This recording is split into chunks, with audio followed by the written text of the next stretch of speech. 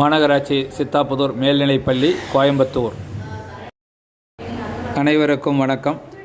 கோயம்புத்தூர் மாவட்ட நிர்வாகம், மாற்றுத்திறனாளிகள் நலத்துறை மற்றும் மண்டல வேலைவாய்ப்பு மற்றும் தொழில் நெறி வழிகாட்டுதல் மையங்களின் இணைந்து மண்டல அளவிலான மாற்றுத்திறனாளிகளுக்கான சிறப்பு தனியார் துறை வேலைவாய்ப்பு முகாம் சித்தாபுதூர் மாநகராட்சி மேல்நிலைப்பள்ளி கோயம்புத்தூரில் சிறப்பாக நடைபெற்று வருகிறது.